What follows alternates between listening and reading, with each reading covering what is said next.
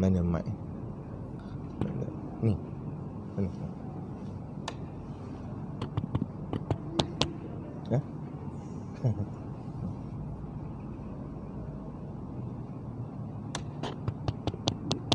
Tak ada.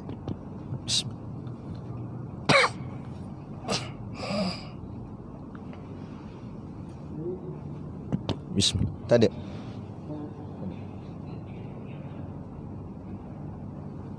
Bismillah. Tak ada. Bis.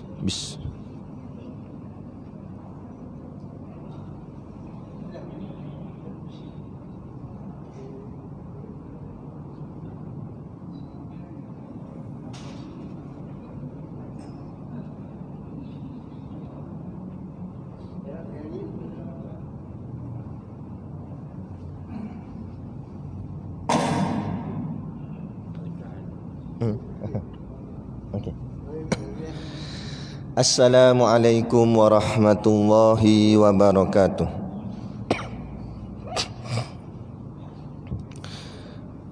Ila hadrati Sayyidina wa Habibina wa Syafi'ina Muhammadin sallallahu alaihi wasallam wa ila arwahi abaihi wa ikhwanihi minal anbiya'i wal mursalin salawatullahi wa salamuhu alaihi wa alaihim ajma'in wa ala ali kulli was sahabati wal qarabati wat tabi'in wa tabi'it tabi'in bi ihsanin ila yaumiddin wa ila arwahi walidina wa muallimina wa zawil huquqi alaina ajma'in bisiril Fatihah.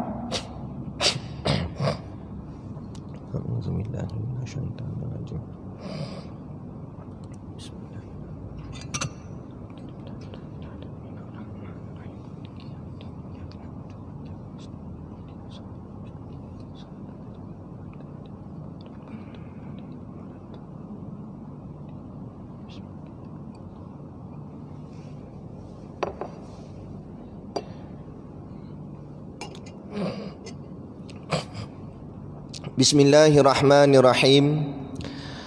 Alhamdulillahil qail wa iz ataina Musal kitaba wal furqana la'allakum tahtadun. Shadaqallahul azim, yang bermaksud wa iz ataina Musal kitaba wal furqan, dan kenangkanlah ketika kami turunkan kepada Nabi Musa kitab Taurat dan keterangan-keterangan yang terkandung di dalamnya, yang membezakan di antara yang benar dengan yang salah. La'allakum tahtadun, supaya kamu mendapat petunjuk.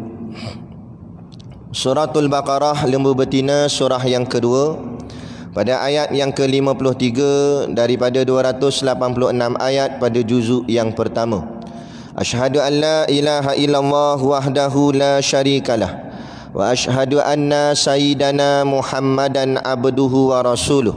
Allahumma salli wa sallim ala sayyidina Muhammad wa ala alihi wa ashabihi ajmain. Allah Subhanahu wa taala berfirman di dalam suratul Baqarah, lembu betina, surah yang kedua, pada ayat yang ke-32 daripada 286 ayat pada juzuk yang pertama. A'udzubillahi minasyaitonirrajim. Qalu subhanaka la ilma lana illa ma 'allamtana innaka antal alimul hakim. Shadaqallahul azim, yang bermaksud qalu, malaikat itu menjawab, subhanaka, maha suci engkau ya Allah, la ilma lana, kami tidak mempunyai pengetahuan, illa ma 'allamtana, selain dari apa yang engkau ajarkan kepada kami, innaka antal alimul hakim, sesungguhnya engkau jualah yang maha mengetahui lagi maha bijaksana. Rabbi syrahli sadari wa yassirli amri wahlul 'uqdatam min lisani yafqahu qawli. Wala haula wala quwwata illa billahil aliyil azim. Amma ba'. Dalam satu hadis di dalam kitab Sahihul Bukhari, an Jarir bin Abdullah qala, fa inni ataitun nabiyya sallallahu alaihi wasallam qultu ubayyi'uka alal islami fasyarata alayya wan nushi likulli muslim fabayatuhu ala hadza wa rabbi hadzal masjidi inni lanasihun lakum, atau kama qala rawahu Imamul Bukhari. Mafhum hadis. An Jarir bin Abdullah qala, dari Jarir bin Abdullah berkata, fa inni ataitu Nabiy sallallahu alaihi wasallam, sesungguhnya aku mendatangi Nabi sallallahu alaihi wasallam. Kemudian qultu, aku berkata, ubayyuka alal islami, aku membai'ah engkau untuk Islam. Fasyarata alayya wa nushi likulli muslim. Lalu Nabi sallallahu alaihi wasallam memberi syarat dan memberi nasihat kepada setiap muslim. Fabayatuhu ala hadza wa rabbi hadzal masjidi, dan aku pun membai'ah akan baginda Nabi sallallahu alaihi wasallam atas pemilik masjid ini, yakni Allah Subhanahu wa taala. Inni lanasihun lakum, sesungguhnya aku akan terus memberi nasihat kepada sekalian, yakni orang Islam. Hadis sahih, hadis yang ke-56 di dalam kitab Sahihul Bukhari. Pertama-tama sekali kita merafakkan setinggi-tinggi kesyukuran kehadраtillah Subhanahu wa taala yang dengan limpah dan kurnianya diizin oleh Allah Subhanahu wa taala kepada kita pada malam ini untuk sama-sama kita meneruskan pengajian ataupun kuliah yang telah ditetapkan oleh ahli jawatan kuasa masjid. Moga-moga kehadiran kita pada malam ini diterima di sisi Allah sebagai satu amalan yang soleh dan menjadi asbab untuk Allah masukkan kita semua ke dalam syurganya nanti di hari akhirat kelak, insya-Allah. Amin ya rabbal alamin. Yang saya hormati pengerusi masjid dan seluruh saf kepimpinannya, para imam, para bilal, tok-tok syiah yang tak dapat kita nak sebutkan namanya satu persatu, yang amat-amat disanjungi para asatizah, alim-alim ulama, tuan-tuan guru, ustaz ataupun ustazah yang hadir pada malam ini, mohonlah ditegur kepada hamba yang fakir dalam bidang ilmu ini sekiranya apa yang disampaikan dan dikongsikan ada salah dan silapnya. Yang kita kasihi ayah-ayah, ibu-ibu, pemuda-pemudi, muslimin dan muslimat yang dirahmati Allah sekalian. Baik. Jadi saya di sini dia tak ada kitab khusus sebab datang pun sekali-sekala. Ambil minggu kelima, kalau kena pada hari Jumaat atau Sabtu atau Ahad, baru ada. Tu yang jarang-jarang, kejap ada, kejap tak ada. Baik. Jadi kita tak ada pembacaan kitab lah malam ni. Jadi kita lebih kepada isu semasa. Isu semasa yang paling isu sekali, kita dapat PM baru. Aduh. Baik. Jadi malam ni kita nak cerita tentang kepimpinan, insya-Allah. Sebab ia berkait dengan soal kepimpinan dan juga Islam. Sebab kepimpinan ni tak boleh dipisahkan dengan Islam. Kerajaan tak boleh dipisahkan dengan Islam. Kerajaan tu baru satu nama. Kemudian belakang dia nak sambung dengan apa? Segala apa benda yang kita buat kat dunia ni mula dengan satu nama, kemudian disambung dengan apa? Disambung. Kalau kita orang Islam disambung dengan Islam, maknanya contoh, seorang pegawai polis saja tak selesai, sambung belakang lepas polis tu nak letak apa? Agamanya polis Islam. Kalau Hindu, Buddha, ni polis Islam. Begitu juga kerajaan. Nak kerajaan saja tak selesai, belakang dia tu nak letak apa? Kerajaan apa? Kerajaan Islam. Nah, maka maknanya agama ni tak boleh dipisahkan. Cuma inilah dakwah barat, dia suruh kita memisahkan antara agama dengan kerajaan, dengan politik, dengan pentadbiran dan sebagainya. Dan kalau politik ni, makna politik itu adalah pentadbiran. Kan? Yang kita lantik YB, lantik wakil rakyat apa semua tu, kita lantik pentadbiran kan tu. Jadi kalau pentadbiran tak ikut Islam, jadi macam mana pentadbiran? Kita sensitif sangat dengan nama politik, kita marah dah. Padahal politik itulah pentadbiran. Sama dalam masjid ni ada politik, dia kata tak boleh buat masuk politik dalam masjid. Pecah habis pengerusi semua. Tu politik lah tu. Tu pentadbiran lah tu. Politik tu pentadbiran. Jadi dalam apa aspek sekalipun ada pentadbiran di dalamnya. Termasuk masjid ada pentadbiran, dia ada pengusi, ada timbalan pengusi dan sebagainya.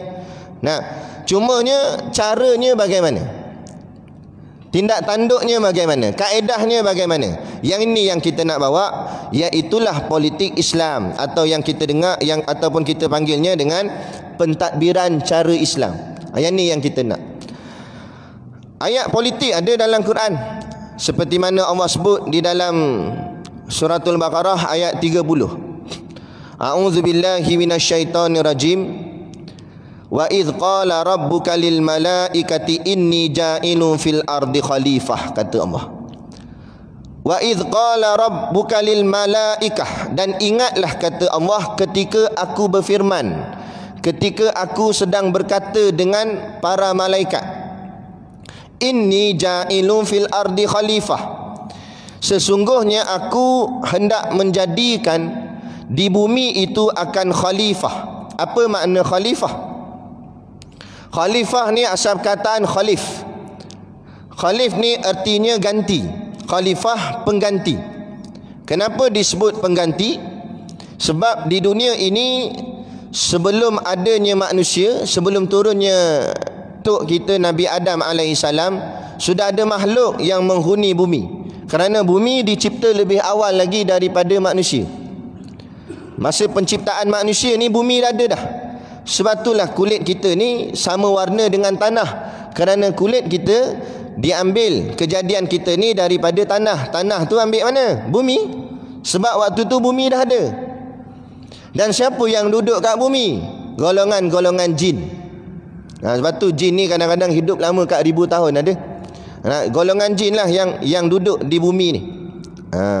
Sebab tu disebut khalifah, menggantikan tugas menjaga bumi ni. Allah nak cipta, panggil dia khalifah. Ataupun yang kita biasa dengar juga, khalifah dimaknakan dengan makna pemimpin ataupun kepimpinan. Qalu ataj'alu fiha may yufsidu fiha wa yasfikud dima, kata malaikat.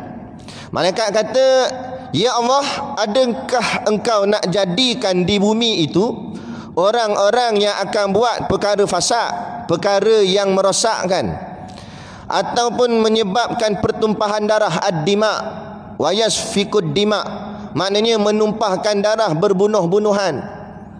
Kenapa malaikat cakap gini? Baca dalam kitab tafsir, kerana malaikat dah tahu dah sifat yang duduk kat bumi itu, iaitu jin. Jin dulu sebelum manusia duduk kat bumi ni, dia tak boleh nak tadbir bumi. Dia buat huru-hara, buat perkara fasad. Kemudian pula berperang sama dia, berbunuh-bunuhan. Jadi sebab tu malaikat tanya, ya Allah, adakah engkau nak jadikan di bumi itu orang yang akan buat perkara yang rosak, dan nak orang yang nak menumpahkan darah, berbunuh-bunuhan?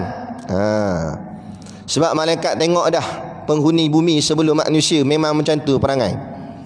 Maka kata malaikat lagi, wa nahnu nusabbihu bihamdika wa nuqaddisu lak, sedangkan kami, wahai Tuhan kami ini cukup dah bertasbih dan memuji engkau dan memuliakan engkau. Nah, maknanya tak payahlah nak cipta manusia dah, kami ni cukup dah satu jenis makhluk yang sentiasa memuji dan memuliakan akan Allah Subhanahu Wa Taala. Sebab itulah kita kena faham, kalau sekadar Allah nak makhluk yang memuji Allah, memuliakan Allah, memadai ada malaikat dah. Malaikat tak pernah buat satu benda yang salah, tak pernah buat silap, tak pernah buat maksiat. Malaikat sentiasa memuji Allah, mensucikan Allah. Dah kenapa Allah nak cipta lagi ni manusia ni? Patut malaikat ni buat persoalan. Tak payahlah buat, kenapa nak buat juga? Sedang kami ni dah sentiasa dah puji engkau, wahai Tuhan kami. Kami ni sentiasa dah mengagung dan memuliakan engkau. Maka kata Allah, qala inni a'lamu ma la ta'lamun, sesungguhnya aku mengetahui apa yang tidak kamu ketahui. Ini kerana Allah mencipta manusia ini lain daripada malaikat. Walaupun malaikat itu sudah sifatnya baik, taat pada perintah Allah, tak buat benda salah dan sebagainya, tetapi sebaik-baik penciptaan, sebaik-baik kejadian, sebaik-baik makhluk yang dicipta Allah ialah manusia. Laqad khalaqanal insana fi ahsani taqwim. Tu dalil dia. Nah, pernah berlaku di zamannya Imam Syafi'i. Jadi ada satu pasangan suami isteri.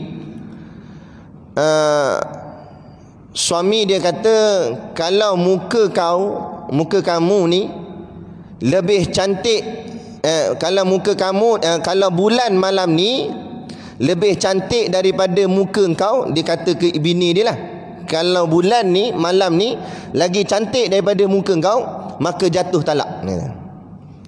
Jadi kebetulan Allah buat malam tu bulan tu cantik, bulan purnama, lawa, lawa bulan. Maka persoalan timbul, jatuh tak jatuh talak. Maka pasangan ni pening. Si laki ni tadi, dia pergi jumpa Imam Malik. Imam Malik ni guru kepada Imam Syafi'i. Maka dia tanya pada pandangan Imam Malik apa yang berlaku. Dia ceritalah apa dia kata kat bini dia gini. Jadi dia tanya, wahai Imam, jatuh tak jatuh talak ni? Sebab malam ni bulan lagi cantik pada bini aku. Tadi aku cakap macam tu dah.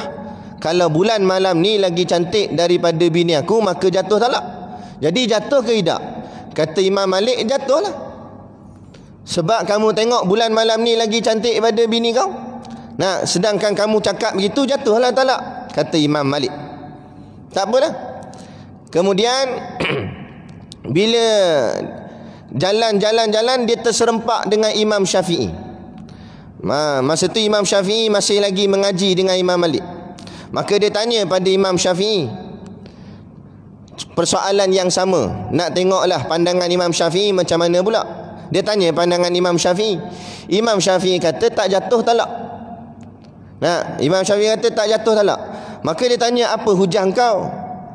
Ini kerana dia baca ayat tadi, laqad khalaqanal insana fi ahsani taqwim. Sebaik-baik penciptaan, sebaik-baik ciptaan, sebaik-baik kejadian ialah manusia ini yang Allah cipta. Ahsani taqwim, yang paling sempurna, iainilah manusia. Maka walaupun pada pandanganmu melihat bulan tu lagi lawa daripada binimu, tapi dari segi hakikat binimu lebih lawa daripada segala-galanya termasuk bulan. Sebab apa? Sebab manusia itu sebaik-baik kejadian, kata dia. Maka bila dengar gitu, dia tanya balik Imam Malik. Kemudian dia ceritalah ke Imam Malik, kata Imam Syafi'i kata tak jatuh talak. Jadi Imam Malik kata, kenapa Syafi'i cakap begitu? Apa hujah dia? Maka lelaki ni pun baca ayat tadi. Kata Imam Malik, betul anak muridku Imam Syafi'i. Maka lepas ni, kalau ada persoalan-persoalan lain, kamu tanya Imam Syafi'i dulu, kerana Allah luaskan ilmu padanya. Tu maknanya manusia adalah sebaik-baik kejadian yang Allah cipta. Kenapa manusia jadi paling terbaik? Malah manusia dengan syurga baik manusia lagi, terbaik lagi. Padahal syurga hebat dah, makhluk gak syurga tak, manusia makhluk paling hebat lagi. Sebab apa paling hebat? Sebab di kalangan manusia itu ada nabi dan rasul. Para malaikat tak ada nabi, tak ada rasul. Dalam manusia itu ada nabi, ada rasul. Dalam banyak-banyak nabi dan dalam banyak-banyak rasul pula, ada yang paling tinggi dikasihi Allah, iaitu junjungan besar Nabi kita Nabi Muhammad sallallahu alaihi wasallam. Satu-satunya manusia atau makhluk yang lepas sampai ke Hadratul Qudsi. Baca dalam kisah Isra wal Mi'raj. Ketika lain malaikat Jibril teman Nabi sejak daripada kat bumi lagi, masa kat Mekah lagi. Malaikat Jibril teman Nabi jalan sampai ke Masjidil Aqsa. Itu dipanggil Isra. Isra tu maksudnya perjalanan di waktu malam. Kemudian Mi'raj, makna Mi'raj ialah tangga. Daripada Masjidil Aqsa pula Allah turunkan tangga. Tangga macam mana wallahu alam, tapi dalam kitab sebut tangga. Allah turunkan tangga, maka Nabi dan malaikat Jibril naik tangga tadi, naik sampai langit pertama, sampai akhirnya langit yang ketujuh. Itu dipanggil Isra' wal Mi'raj. Isra' itu perjalanan di waktu malam daripada Masjidil Haram ke Masjidil Aqsa. Adapun Mi'raj ialah tangga, yakni Nabi naik daripada Masjidil Aqsa sampai ke langit. Itu peristiwa dipanggil Isra' wal Mi'raj. Isra' dan Mi'raj, perjalanan malam dan naik tangga. Itu. Tapi cakap Melayu nampak belik lah kan? Takkan nak tulis kat banner ceramah malam ini, ceramah jalan malam dan naik tangga. Belik orang tanya ceramah benda ni. Tapi Arab dia itulah Isra' wal Mi'raj. Melayu dia tu. Bila sampai langit yang ketujuh, sampai dah di Sidratul Muntaha, malaikat Jibril teman lagi. Tapi akhirnya Nabi melangkah kakinya sampai ke Hadratul Qudsi. Hadratul Qudsi ni penuh dengan hijab. Dalam kitab sebut penuh dengan hijab, tertutup berlapis-lapis dinding. Macam mana wallahu alam, dalam kitab sebut begitu saja.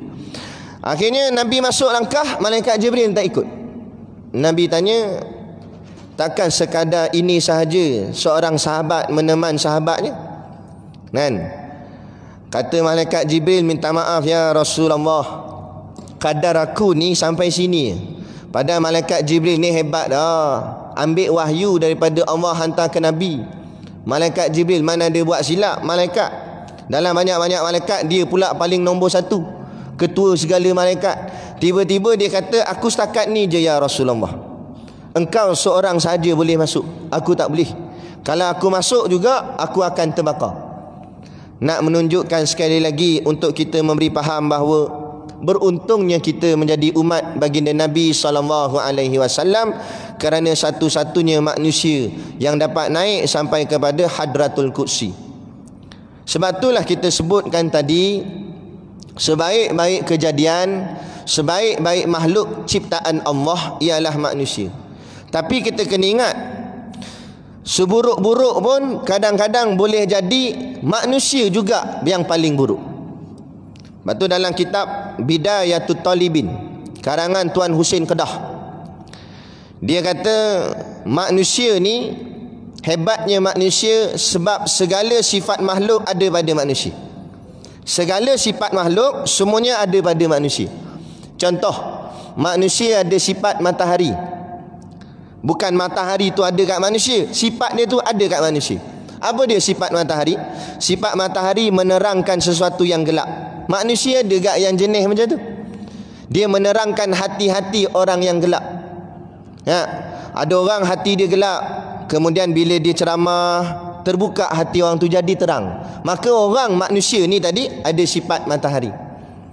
Kadang-kadang ada sifat kebinatangan. Kata Syekh, manusia ni ada kadang sifat binatang tu ada pada dia. Contoh sifat rimau. Rimau sifatnya apa? Berani dan garang. Ada manusia yang berani dan garang. Ada juga sifat penakut macam tikus. Ada? Jadi sifat tu semua ada pada manusia. Tapi bukan zatnya, bukan dirinya, tapi sifat saja. Sebab itulah kata ulama, sebab tu dalam banyak-banyak makhluk Allah memilih manusia untuk takbir dunia, untuk takbir alam, kerana sifat alam ada pada manusia. Semua sifat alam ada pada manusia, maka manusialah yang layak mentadbir alam. Contoh, makhluk lain tak boleh. Contohnya singa. Singa tadi kita kata, singa dia ada sifat singa, tapi dia tak ada sifat tikus.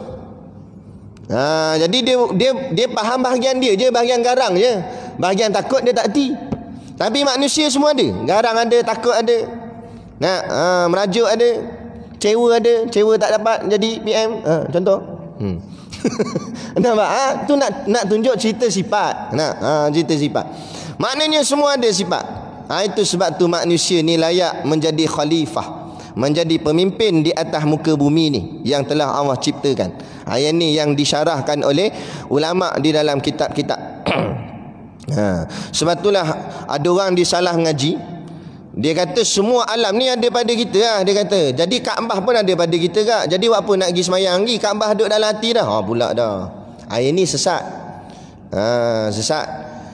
Dia salah faham maksud segala sifat alam ada pada manusia itu, dia salah faham makna dia. Baik. Jadi Allah kata, aku lebih tahu daripada kamu semua. Maka pada ayat yang ke-31 Allah sebut wa 'allama adamal asma'a kullaha, dan aku mengajar atau allama, aku memberi ilmu kepada Nabi Adam al-asma, akan nama-nama kullaha, semua sekali. Aku ajarkan nama-nama semua sekali pada Nabi Adam. Nabi Adam belum turun ke bumi dah cerdik dah. Dalam syurga lagi Allah dah letakkan ilmu di dalam Nabi Adam sehingga dia tahu apa benda ni, ini apa, ini gajah, ini pokok, semua dia tahu. Sebab itulah sekali lagi kita menyangkal teori yang datang daripada barat bahawa manusia ini bermula dengan zaman batu, zaman pakai cawat, tak ada tamadun, tak erti apa, bodoh, tak ada. Bukan? Tak betul. Sebab ini dalilnya kita ambil daripada Quran. Allah cipta Nabi Adam tu bijak dah. Turun kat bumi ni dah tahu dah macam mana keadaan apa semua, dah elok dah. Nah, dia tahu, ada tamadunnya, dia reti, ada ilmu, bukan bodoh, bukan tak erti. Cumanya Allah hapuskan tinggalan-tinggalan umat zaman dahulu sehingga kita menyangka seolah-olah mereka dahulu seperti tak ada tamadun. Padahal kalau nak tengok hebat tak hebat orang zaman dulu, kita tengok piramid sudah. Tengok piramid. Hari ni para saintis buat kajian terhadap piramid tu. Dia punya ukuran tu tepat setiap penjuru dia. Macam mana boleh tepat kalau orang zaman dulu bodoh? Nah, macam mana dia angkat batu yang besar-besar bawa naik sampai atas? Satu lagi, zaman kita ya ada lampu. Habis dalam piramid tu macam mana nak nampak jalan, gelap. Rupanya memang dia tak pakai lampu gini, tapi dia pakai sinaran matahari. Dia ada, bila cahaya matahari masuk, dia pantul kat dalam tu, akhirnya jadi terang dalam tu. Maknanya bijak sungguh orang zaman dulu. Nah, makna kata hebat-hebat jugalah orang zaman dulu. Nah, jadi tak boleh kita nak kata percaya kepada sejarah yang dicipta oleh barat, mengatakan zaman dulu zaman tak erti apa, pakai cawat lah apa, tak. Zaman dulu zaman sudah ada teknologi dah. Silap-silap apa teknologi yang kita kecak hari ni boleh jadi ada juga zaman dulu. Mana nak tahu? Kita pun tak tahu tak. Beratus, nak berapa puluh ribu tahun zaman dulu. Kan? Ini kerana kalau kita menyangkalah zaman dulu ni teruk, bermakna nabi-nabi pun teruk. Kalau kita menyangkalah zaman dulu pakai cawat, makna nabi-nabi kita dulu pun pakai cawat. Mana mungkin begitu? Nah, sedangkan nabi ni kemuliaan di sisi Allah. Nah, maka maknanya sudah ada ketamadunannya, sudah ada suatu benda yang elok, yang cantik. Cuma Allah hancurkan mereka kerana mereka merasa sombong. Sebab tu kita jangan rasa sombong sangat dengan apa yang kita kecap. Sebab apa yang Allah beri ni adalah perihal sementara. Kan? Sebab itulah bila tak sedar ke diri, Allah dah berikan ke orang cakap apa, jawatan menteri, ada pangkat dan sebagainya, tetapi tidak menggunakan autoriti, kuasa, peluang yang ada untuk tolong agama Islam. Tak gunakan apa yang kamu ada, yang Allah beri pada kamu untuk bangkitkan Islam, atau paling tidak tolong pertahankan Islam. Ni dak sampai aset tabung haji pun dijual. Jual pula kepada orang kafir. Dah tak ada orang Islam yang kaya boleh kita jual pada dia. Sekurang-kurang kalau jual pun masih lagi di tangan orang Islam, dak bagi ke kafir. Kita boleh percaya ke kafir nak jaga aset kita orang Islam? Nah, habis jadi rosak. Akhirnya dalam masa sehari saja Allah rentak segala-galanya. Habis hilang segala jawatan, habis hilang segala bayangan, segala apa benda yang ada dalam kepala habis. Sebab tu kita kena yakin, jangan kita merasa besar, jangan kita rasa sombong. Dulu ada seorang, tak tahulah YB mana, sampai bergaduh-gaduh dengan rakyat. Dia kata, aku YB ke kau YB? Cakap besar, jangan cakap besar. Sekarang nak jadi apa dah? Sekarang jadi apa dah sekarang? Nah, lepas tu kita kena pandang soal masa depan kita. Saya pernah mengajar di sebuah balai polis.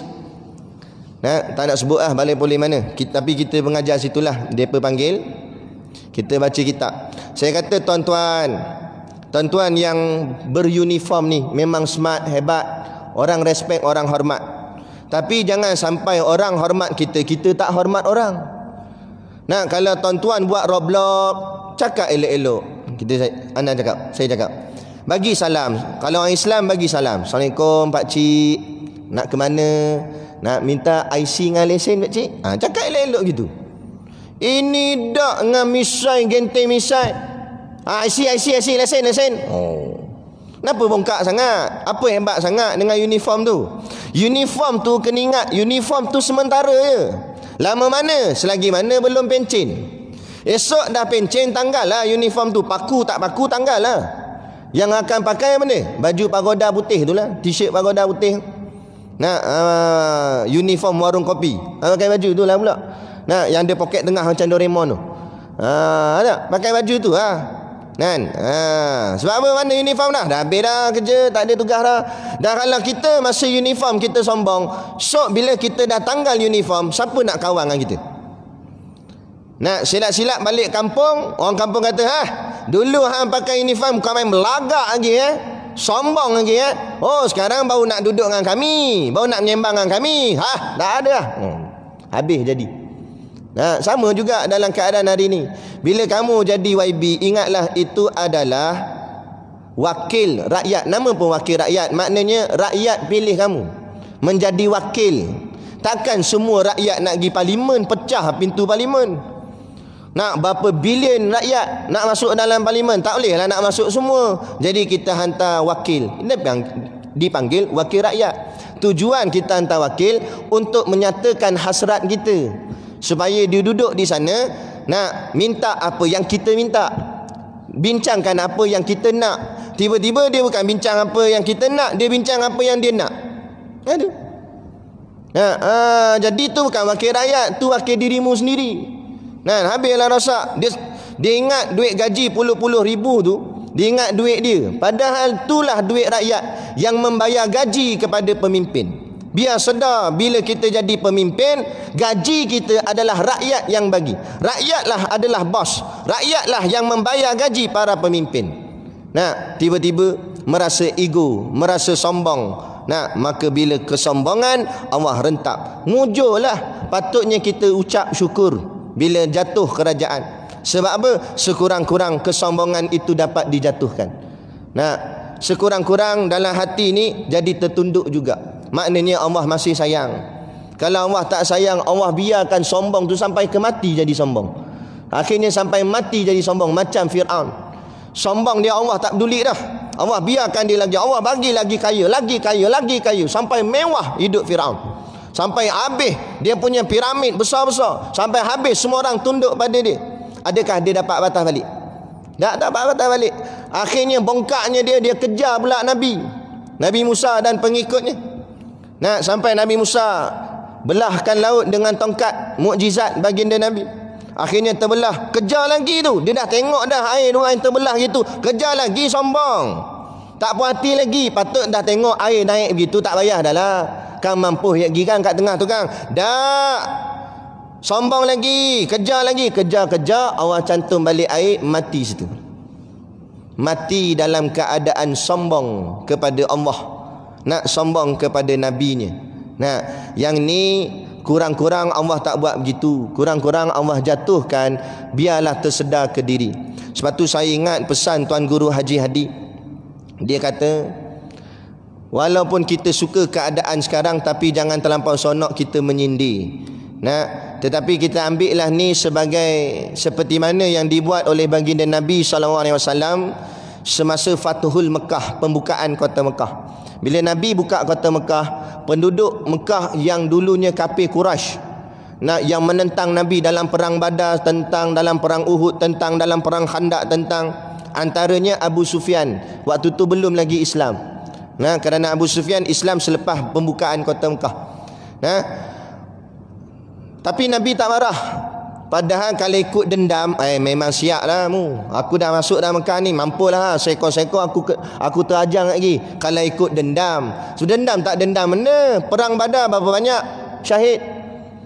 Dendam tak dendam. Perang Khandaq, perang Uhud. Tapi kesan daripada tarbiyah Islam, kesan daripada tarbiyah baginda Nabi SAW, Nabi kata Fathul Mekah adalah hari marhamah, hari berkasih sayang. Jangan kita berdendam. Mana yang dulu kita lawan mereka, kita terima sebagai saudara sekiranya mereka nak memeluk kepada Islam.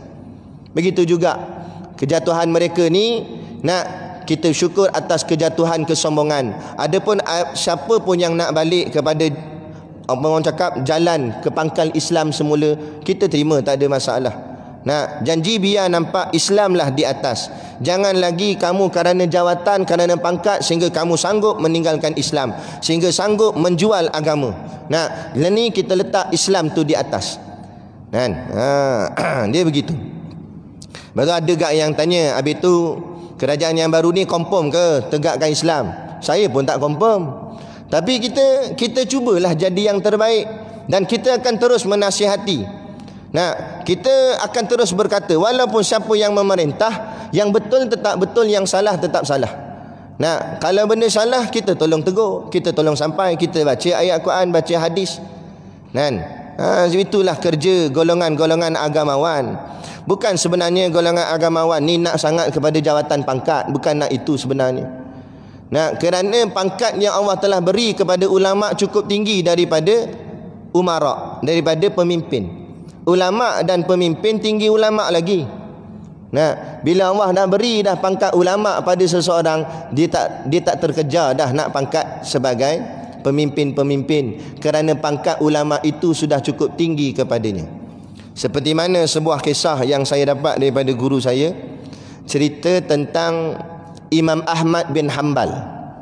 Imam Ahmad bin Hanbal, satu kisah di mana sewaktu di zaman tu ada gundik diraja yang kerasukan jin. Gundik ni maknanya pelayan istana, perempuan lah, kena masuk jin, ronta-ronta seriau gitu, nak menjerit-jerit dan sebagainya.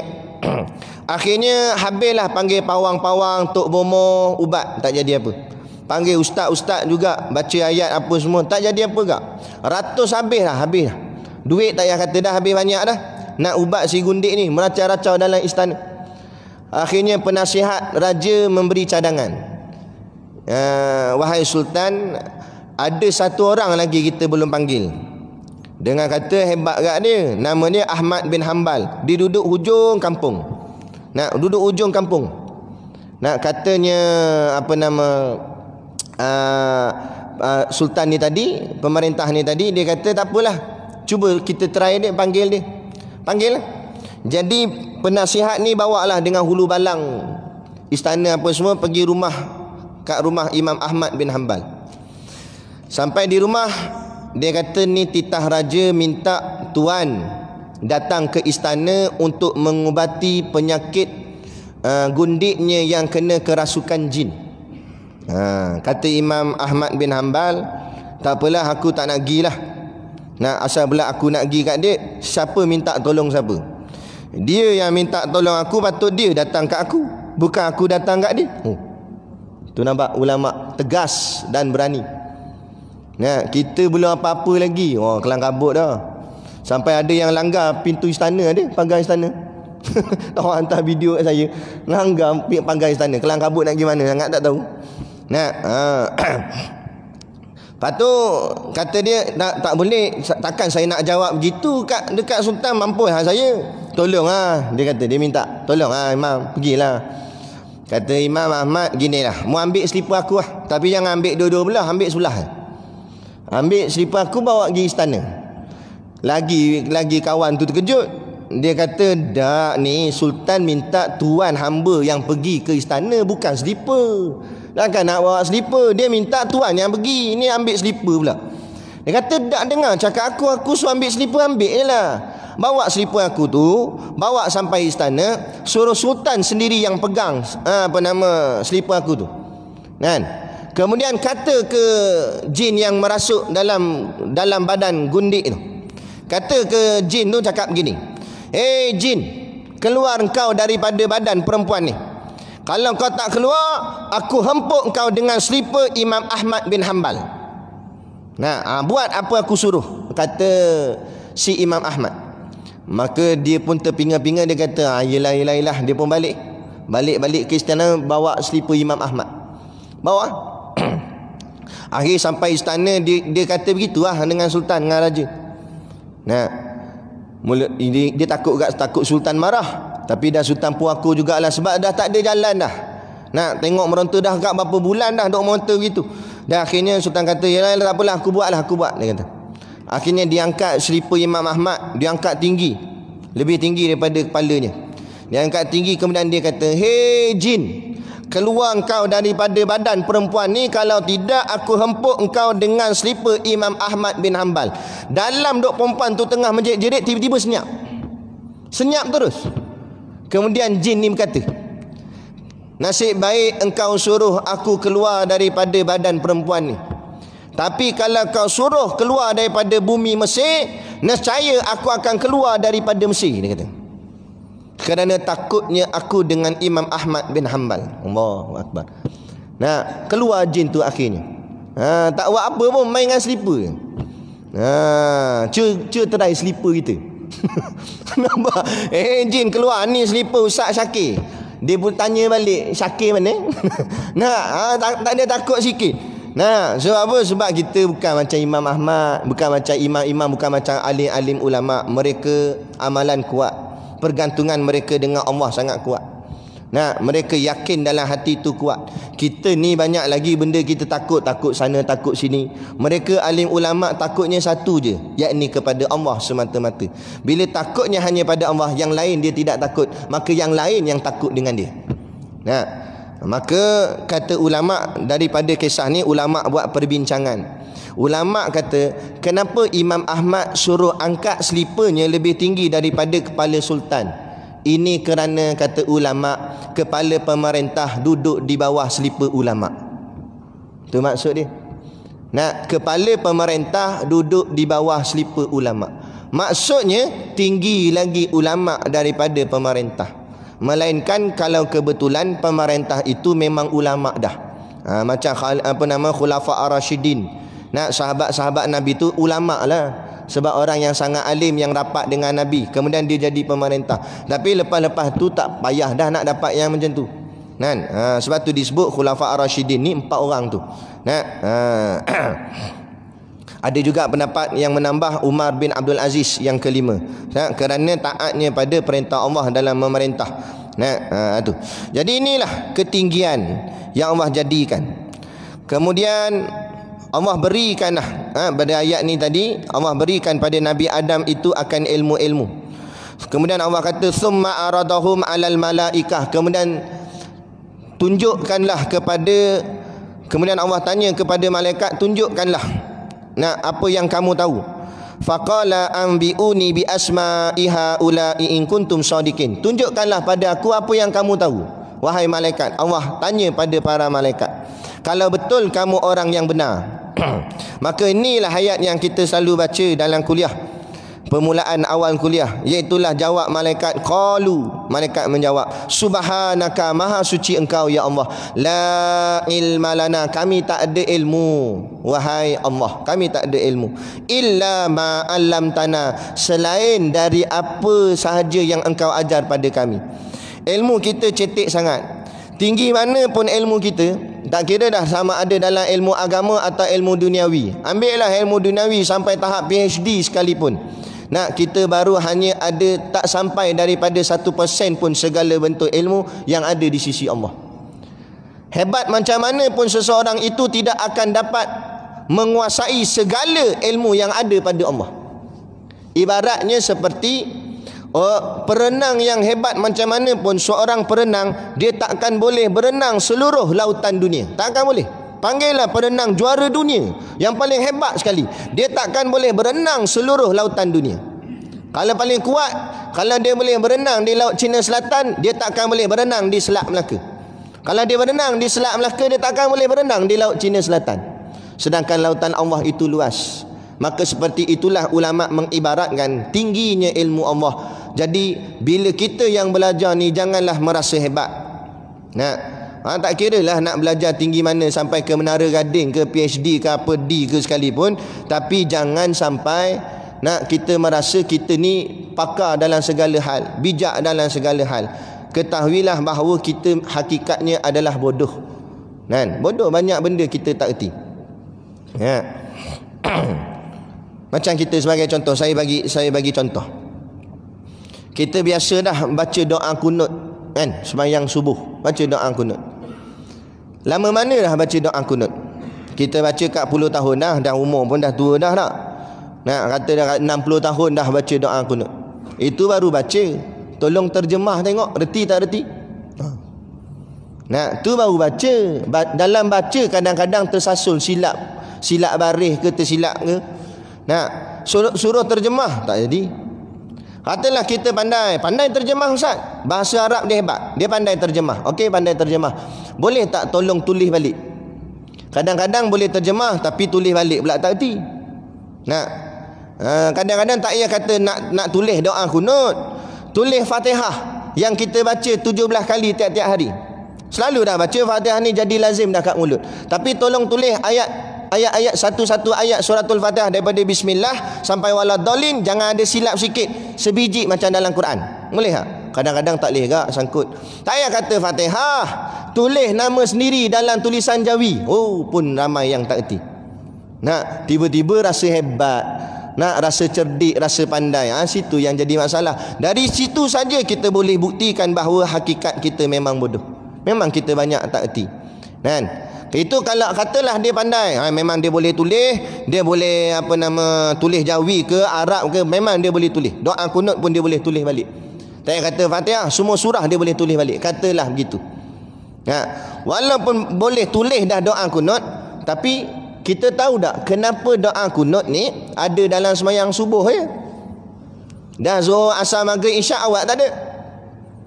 Nah, kalau tahu pula yang itu, kita tahu pula mana datang sejarah doa kunut ni. Asalnya doa kunut tak dibaca lagi oleh Nabi. Kemudian macam mana sejarah tu boleh timbul?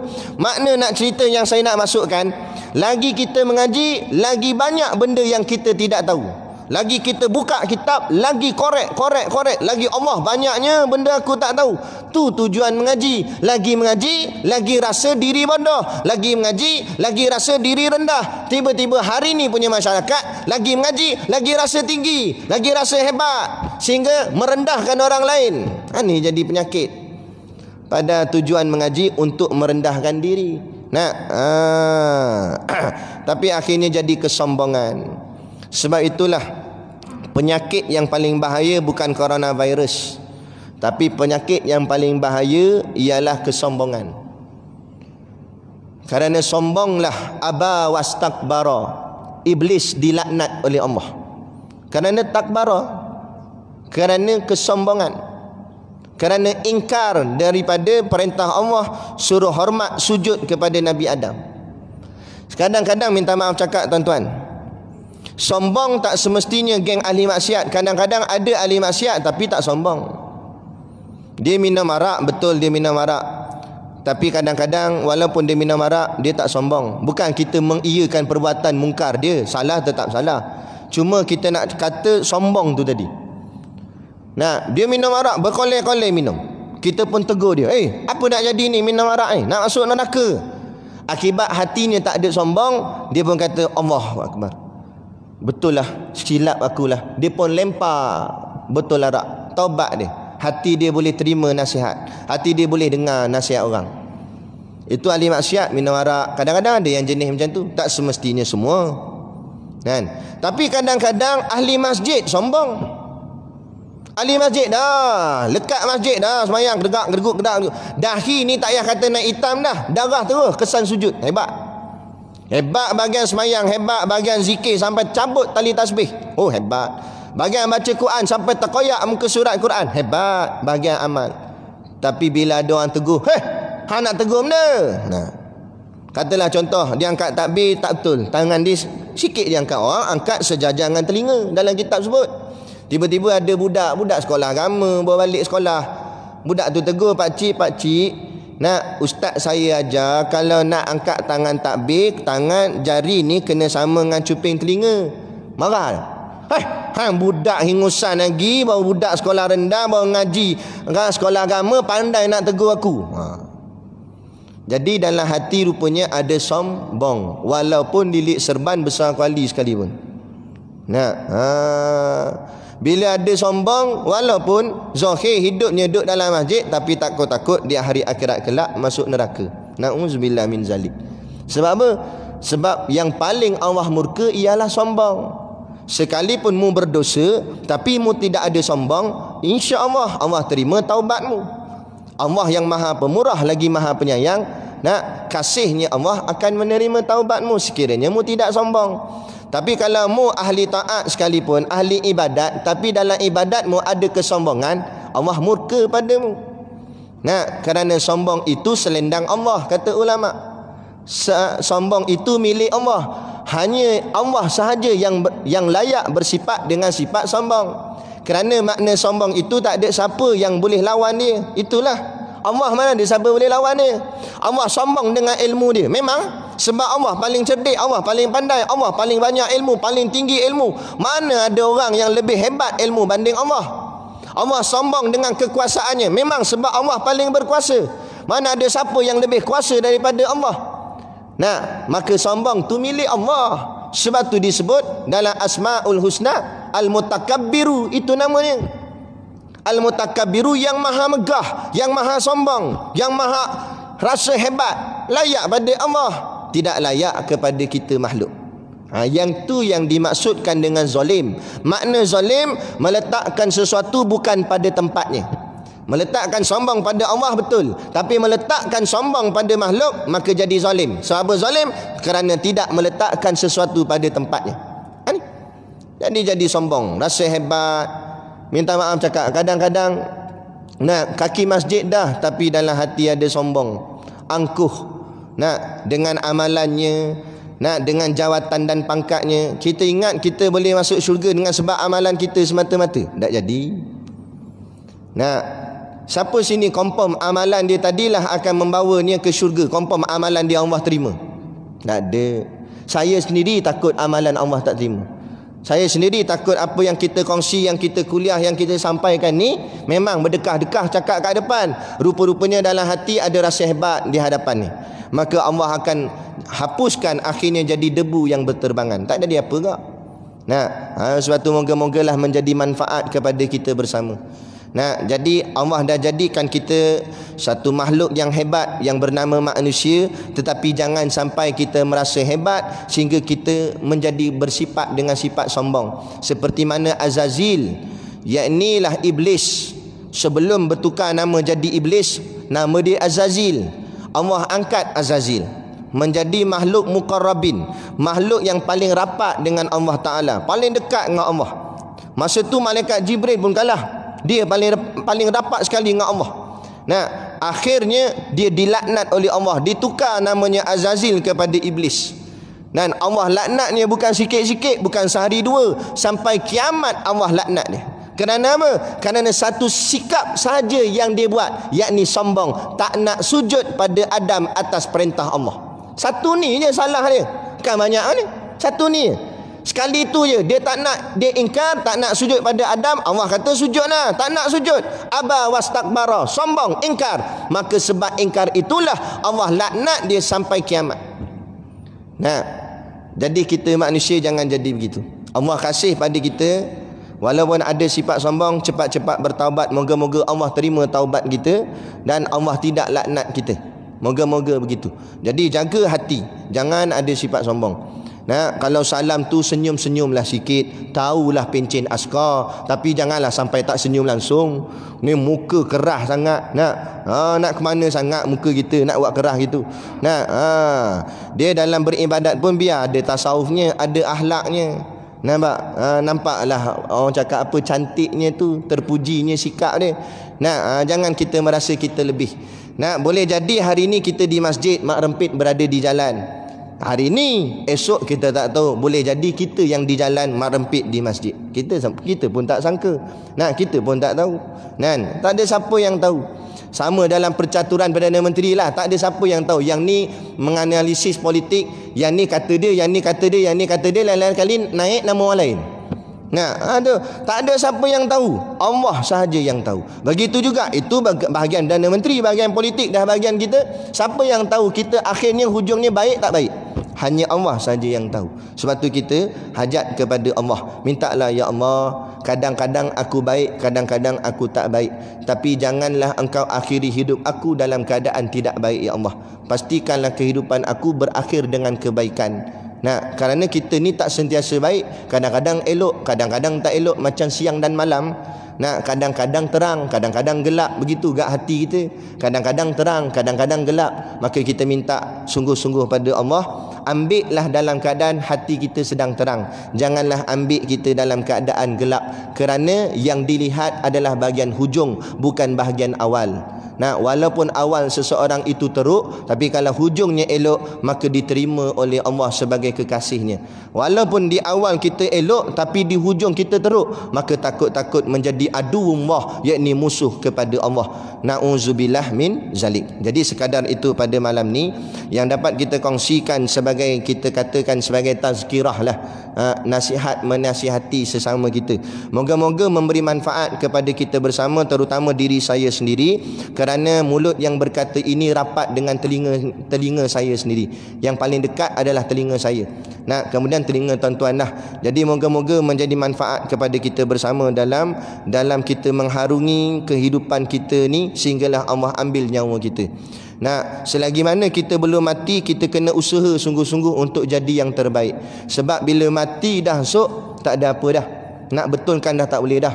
Nak terima je lah apa yang ada kan. Jadi sekarang ni kita cuba buat sedaya mampu yang mungkin kan. Teruskan istiqamah. Ada orang tanya ke saya, Ustaz, saya dah taubat tapi buat lagi dosa. Lepas tu taubat lagi, lepas tu buat lagi dosa. Dia kata macam mana nak istiqamah, Ustaz? Saya jawab, istiqamah bertaubat. Kalau kamu tak boleh istiqamah beramal, istiqamah bertaubat. Nah, maknanya kalau kamu buat salah, cepat taubat. Buat salah, cepat taubat. Itulah sekurang-kurang kamu jadi hamba yang baik dah, kerana kamu buat salah dan kamu minta maaf. Kerana hamba yang jahat bila buat salah tak erti nak minta maaf, itulah yang jahat sebenarnya. Nah, jadi bila kita buat jahat, memanglah kita ni bukan manusia yang baik. Kadang-kadang ada salah dan silap, tapi cepat mulut kita pantas menyebut astaghfirullahalazim. Cepat istighfar kepada Allah, minta ampun kepada Allah. Allah yang maha pemurah lagi maha penyayang, insya-Allah takkan tolak permohonan hamba-Nya yang benar-benar memohon taubat kepada Tuhannya. Nah, jadi sekadar itu pada malam ni. Dan macam biasa saya ada bawa produk perniagaan untuk menampung sekolah pondok dan juga tahfiz kami di Batu Hampar Beruah Perak tu. Nah, antara produk yang kita bawa telur masin ada. Kita ada bawa telur masin, macam yang Ustaz Siddiq tu, samalah ni. Ni sekolah Ustaz Siddiq lah. Telur masin, kita ada bawa telur masin. Telur masin kami ni istimewa tuan-tuan, sebab dia bukan calang-calang telur masinnya, telur masin. Sebab telur dia tu, telur itik dia tu, itik ngaji pondok punya itik. Jadi bukan sebarangan itik. Jadi bakat-bakat lah. Moga-moga ada berkat, beli sambil menderma, insya-Allah.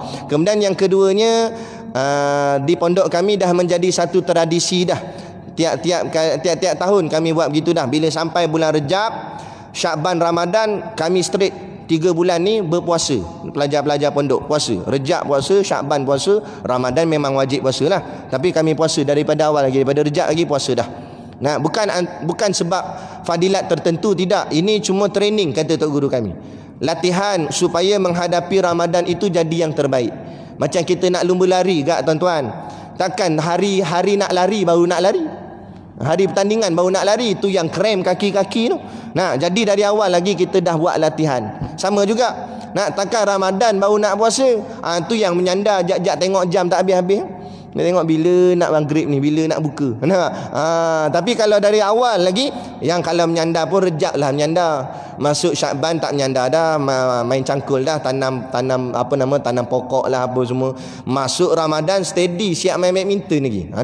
Itu kita nak biar Ramadan kita jadi steady sebab dah biasa berpuasa.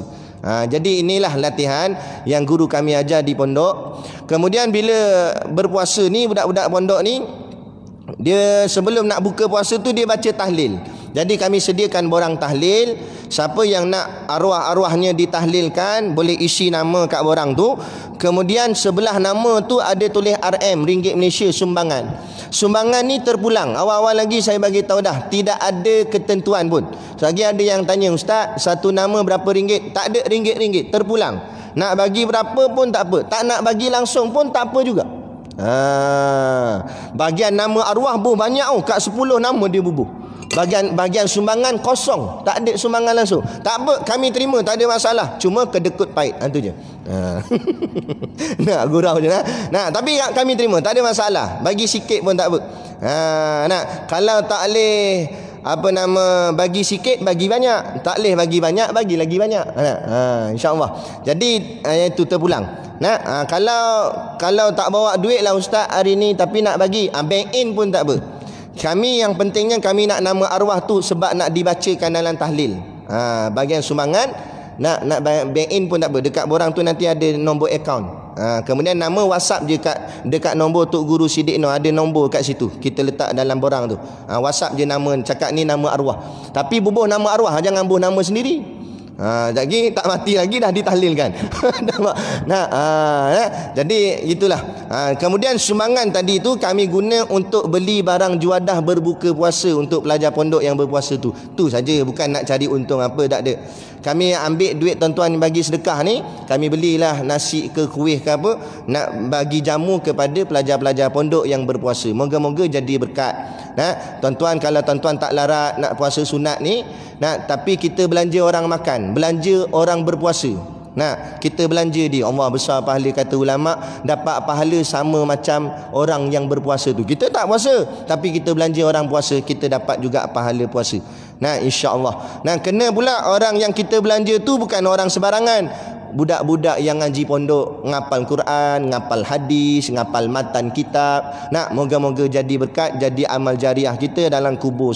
Jadilah pahala kita berterusan sampai hari kiamat, insya-Allah. Jadi sekadar tu pada malam ni, saya mohon maaf sekiranya terkasar bahasa atau mengguris hati mana-mana pihak. Apapun yang kita sampaikan adalah untuk memahamkan masyarakat kita kepada ajaran Islam yang sebenar, insya-Allah. Moga-moga dengan lantikan yang baru ini, kita doakan negara kita menjadi negara yang sejahtera, negara yang harmoni dan terbela akan agama kita, insya-Allah. Jadi sekadar tu pada malam ni, wabillahi taufik wal hidayah. Wassalamualaikum warahmatullahi wabarakatuh. A'udzu billahi minasyaitonir rajim. Bismillahirrahmanirrahim. Alhamdulillahi rabbil alamin, wassalatu wassalamu ala asyrafil anbiya'i wal mursalin sayyidina Muhammad wa ala alihi wa sahbihi ajmain.